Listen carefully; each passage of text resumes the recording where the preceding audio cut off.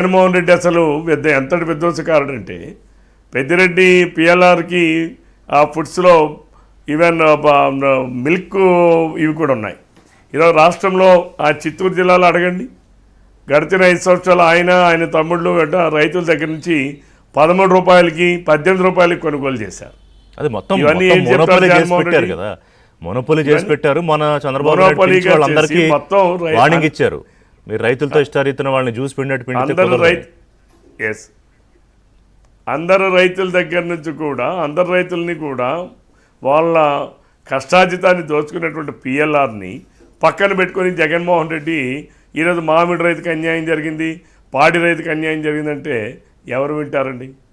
జగన్మోహన్ రెడ్డి పర్యటనలు కేవలం విధ్వంసం సృష్టించడానికి ఈవెంట్ మేనేజ్మెంట్లో వెళ్తాను. అది నరుకుతా ఉండడం నేను ఒకటి చెప్తా అండి, నరుకుతామని బెదిరించడం ఏంటి? డిఎస్పీని బెదిరిస్తాడు, ఈరోజు పోలీసుల్ని బెదిరిస్తారు, ఈరోజు రప్పా అని చెప్పి నరుకుతూ ఉంటున్నారు, పోలీసులు నరుకుతూ ఉంటున్నారు, ప్రతిపక్షాలు నరుకుతూ ఉంటున్నారు. నరుకుతాం అనే వాళ్ళని ఈరోజు చట్టం ఏం చేయాలి? జగన్మోహన్ రెడ్డి దాన్ని ప్రోత్సహిస్తున్నటువంటి జగన్మోహన్ రెడ్డిని ఏం చేయాలి? వీరంతా కుట్ర కదా అసలు ఇది. జగన్మోహన్ రెడ్డి ప్రతిదీ కూడా ఒక కుట్ర కోణంలోనే చేస్తున్నాడు.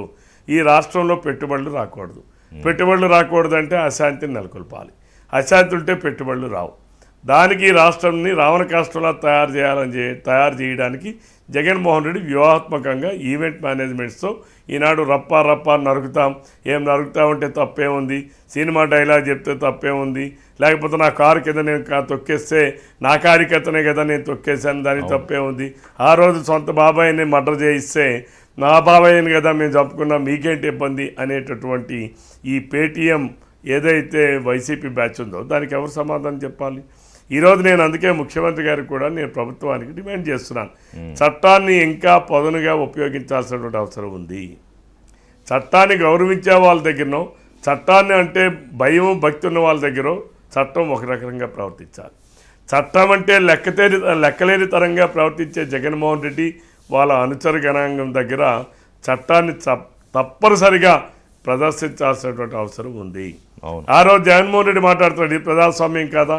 ఏం ఆ రోజు గడిచిన 5 సంవత్సరాలు మాది ప్రజాస్వామ్యం కాదా? ఆ రోజు కనీసం మేము రోడ్డు మీదకి వెళ్తామంటే మా ఇళ్ళకి గేట్లకు తాళాలు ఇచ్చారు పోలీసులతో. ఈరోజు మేము జగన్మోహన్ రెడ్డి తిరగనిస్తున్నాం. మీ ఇళ్ళ దగ్గర పోలీసులు రోజు సెక్యూరిటీ కదా, మీరు బయటికి రాకుండా పోలీసులను కాపలా పెట్టి ఇంటికి తాళాలు వేసేవాళ్ళు. ఈరోజు ఇంట్లోకి చొరబడి మా ఇంట్లో ఉన్నటువంటి ఆడవాళ్ళని కూడా విచక్షణ లేకుండా వాళ్ళను కూడా ఇబ్బంది పెట్టే పరిస్థితులు కల్పించారు. ఈరోజు మేము ఆ పని చేయలేదే. మేము ఆ పని చేస్తే ఈరోజు వైసీపీ వాళ్ళు స్వేచ్ఛగా రోడ్డు మీద తిరుగుతారా? వాళ్ళు సభలు సమావేశాలు ఏర్పాటు చేసుకుంటారా? సభలు సమావేశాలు ఏర్పాటు చేసుకునేటప్పుడు జగన్మోహన్ రెడ్డి రాష్ట్రంలో 5 పర్యటనలు చేశాడు. ఈ ప్రతి పర్యటన కూడా వివాదాస్పదం, ప్రతి పర్యటన కూడా ఒక సంఘటన, ప్రతి పర్యటన కూడా పోలీసులు చెప్పే విధంగా కాకుండా పోలీసులు ఎదిరించడం, పోలీసులు నరుకుతామనడం, పోలీసులకి ఆటంకాలు కలిగించడం వాళ్ళ విధులకి, ఈ రకమైనటువంటి పర్యటనలో జరిగేటప్పుడు ఆయన పర్యటనలు ఎవరి కోసం చేశాడు? తెనాలి వెళ్ళాడు, గంజాయి బ్యాచ్ కోసం వెళ్ళాడు.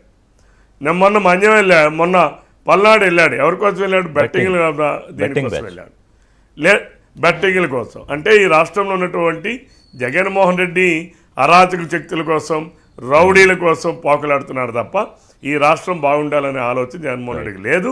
విధ్వంసాన్నే ఈరోజు ఆంధ్రప్రదేశ్ రాష్ట్రంలో 2024లో ఇచ్చినటువంటి తీర్పులో విధ్వంసం జగన్మోహన్ రెడ్డి సాగించినటువంటి అరాచక విధ్వంస పాలనకు వ్యతిరేకంగానే ప్రజలు ఓటేశారు అనేటటువంటి విచక్షణ ఈరోజు కూడా జగన్మోహన్ రెడ్డిలో కలగపోవడం చాలా అత్యంత విచారకరం, బాధాకరం. మీరు ఇంకా చాలా పాజిటివ్ గా చెప్పారు రవి గారు. అది కలగదు, అది కలుగుతుందని నమ్మకం ఉందా? లేదు, నాకైతే లేదండి, నాకైతే లేదు. జగన్మోహన్ రెడ్డి గారిలో అటువంటి పశ్చాత్తాపం కానీ జగన్మోహన్ రెడ్డిలో నమ్మకం కానీ కలగదండి. ఎందుకంటే కలగదంటే తండ్రి చనిపోయిన మరుక్షణంలోనే ఎవరైనా బాధలో ఉంటాం, కానీ ముఖ్యమంత్రి పదవి కోసం సంతకాలు సేకరణ చేసిన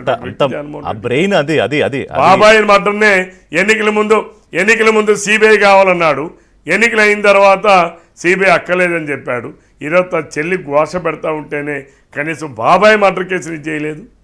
తండ్రి మరణం మీద కూడా రిలయన్స్ వాళ్ళు సోనియా గాంధీ అని మాట్లాడాడు. మరి 2019లో అధికారంలోకి వచ్చాక అంతకుముందు వాళ్ళతోనే CBI అంటకాగారుగా. అన్నాడు. అవును ఆ CBI అరుణ్ గారు, ఏమీ లేదు, yes, ఎంక్వైరీ రవి గారు మాట్లాడదాం. అరుణ్ గారు, వాళ్ళతోనే ఇప్పుడు అంటకాగాడు. ఈ జరుగుతున్న ఇందాక రవి గారు చెప్పినట్టుగా 5-6 యాత్రలు ఏవైతే అరాచక యాత్రలు ఉన్నాయో ఇవేమి ఇందులో జరిగిన